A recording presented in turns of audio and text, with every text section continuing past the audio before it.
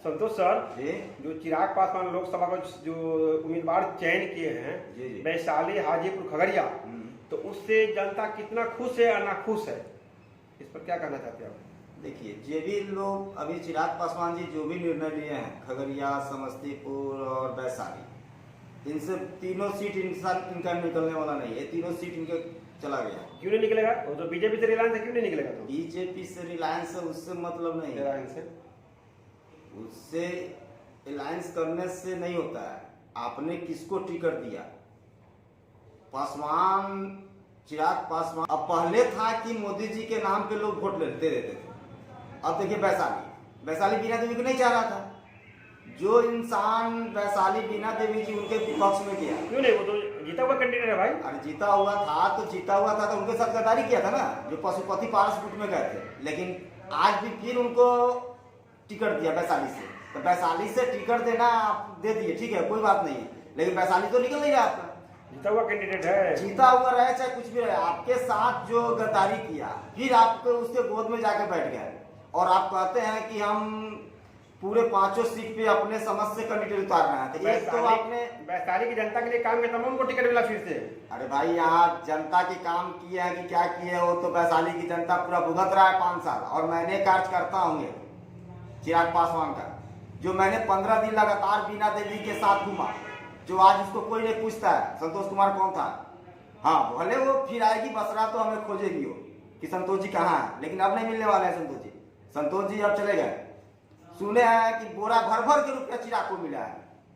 ये तीनों सीट जो बेचे हैं, सांबी चौधरी समस्तीपुर, फिर तो आप जेडीयू के गोद में बैठ गए चिराग जी। आपको ये तीनों चला जाएगा आपका, फिर वहां से गया। जो नीतीश कुमार जी कहेंगे तीनों वही करेंगे। ये बात को समझ जाइए। चिराग जी आज को आपको बताते हैं, आपने फिर एक परिवारवाद को ही, अपने बहनोई को जो टिकट दिया जमुई, हो सकता है कि जमुई भी आपसे नहीं निकलने वाला है। वहां पे बहुत बड़ा टाइटना रविदास आपके विपक्ष में उतरा है, अर्चना रविदास। उससे जीतना आपको बहुत मुश्किल है, इसलिए कि वहाँ के लोगों को चाहिए कि यहाँ के लोकल सांसद हो, जो मैं उसके यहाँ जाऊँ, बातचीत करूँ। वो बात नहीं है। और जो जुमाई में जो अरुण भारती जी को उतारे हैं, तो बीजेपी के मोदी जी को वोट देख कर ना वोट करेंगे वहाँ के जनते। अरे जनता आप सब जानता है, मोदी जी की वोट से मतलब नहीं है। जनता को एक ही बात है कि मुझे सांसद ऐसा चाहिए कि जो हम लोगों के बीच में रहे, जनता की समस्या को सुने।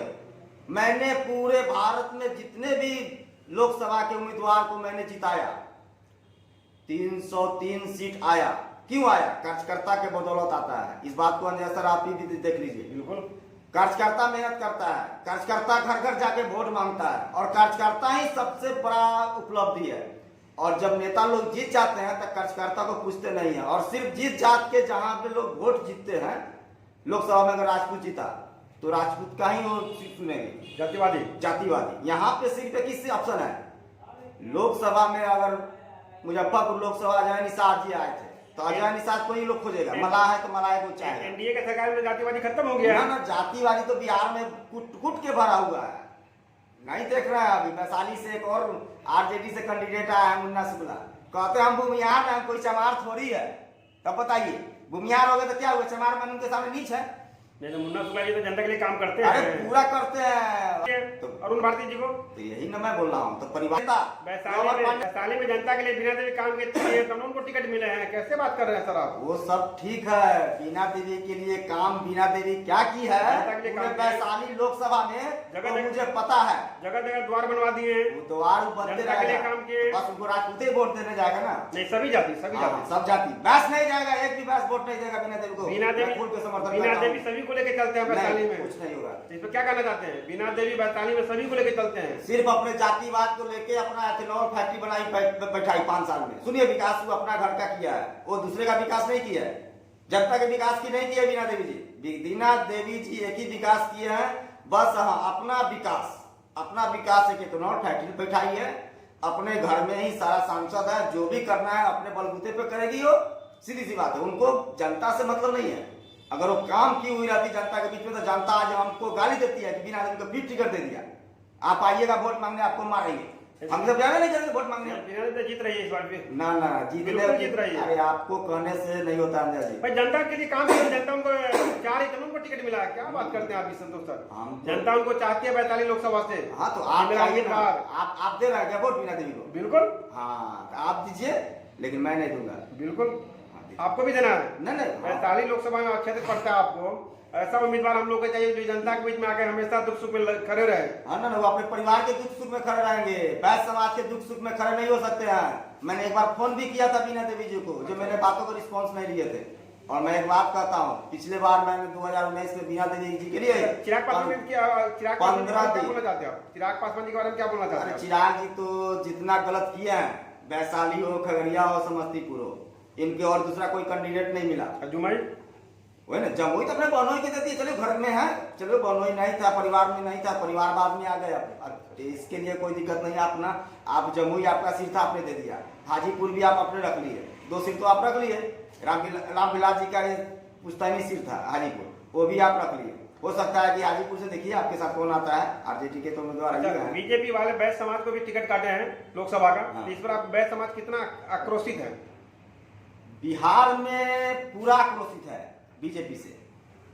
बीजेपी सोचती है कि हम बहुत बड़े पार्टी हैं, बहुत बड़े संगठन चलाते हैं, बहुत बड़े। लेकिन बिहार में जो आज बैस के साथ जो दुर्गति किए हैं मोदी जी, ये आपके लिए शोभनीय नहीं है। मैं एक ही बात कहना चाहता हूं कि बिहार में जितना लोग आप लोग टिकट बांटे हैं और जहां जहां बैस का टिकट काटे हैं, इसका भुगतना आपको 24 में पड़ेगा। क्या बैस समाज उम्मीदवार लोकसभा में लड़ने के लिए इच्छुक थे कि नहीं थे? हाँ देखिए, ऐसे नहीं है। बैस समाज में तो ऐसे ऐसे लोग हैं लड़ने वाले, तो टिकट जो क्यों नहीं 20 साल से कर्ज करता है। टिकट क्यों नहीं मिला है? जो बीजेपी का झंडा ढोते आ रहे हैं, जैसे हम जैसे युवा। टिकट क्यों नहीं मिला है? यार तो वही ना बात हम आपको कह रहे हैं, सुनते ही नहीं आप, खाली बोलते रहते हैं। सुनिए तो कम से कम। बोलिए। 20 साल से मैं कार्य करता हूँ बीजेपी का। मैंने जब से जन्म लिया, जब से मैंने वोट डालना शुरू किया, आज मैं 37 साल का हूँ। 4 बार से लोकसभा, 5 बार से विधानसभा का मैंने वोट किया। लेकिन ऐसा हुआ है कि अपने कार्यकर्ता को मोदी जी टिकट नहीं देते हैं। हाँ, जो आते हैं फ्लाइंग एयरपोर्ट हेलीकॉप्टर ड्रॉप आते हैं, उसको सबसे पहले मान्यता देते हैं, उसको टिकट देते हैं। क्या वैशाली से कोई बैस का बेटा नहीं था क्या? वैशाली में भी 3.5 लाख वोट है। अगर हर बैस का बेटा कह दे कि हम वैशाली से बैस को वोट देंगे, तो सबको पानी पिला के राख कर दूंगा। इस बात को समझने का चीज है। वैशाली कोई ऐसा नहीं है कि आप वहां पे 15 साल रघुवंश बाबा थे राजपूत कैंडिडेट, 10 साल लोजपा के खाते में राजपूत कैंडिडेट। अरे और कोई दूसरा कैंडिडेट नहीं है। तो मुजफ्फरपुर से भी नहीं आती, निषाद जाति का भी कैंडिडेट आ रहा है। तो मैं वही बात मैं बोल रहा हूँ। और दूसरा नहीं, मुजफ्फरपुर से भी तो दूसरा होना चाहिए। कैप्टन निषाद जी, जो अजय निषाद के बाबूजी थे, वो भी बीजेपी से ही थे। अजय निषाद भी बीजेपी से 2 बार बने। और कोई दूसरा जाति खाली निषादे वोट करता है क्या बीजेपी को? पूरा बैस वोट करता है। मोदी जी बात को समझ जाइए। बैस का वोट कहीं भी जाता है तो सिर्फ मोदी के ही पास जाता है, कमल पे जाता है। लेकिन आप लोगों ने जितना बैस के साथ गद्दारी कर रहा है, ये आपको भुगतना पड़ेगा 24 में। मैं कह रहा हूँ, इस चीज को आप समझ जाइए और देखते जाइए आगे आगे होता है क्या। जय जय भारत, भारत माता की जय, वंदे मातरम।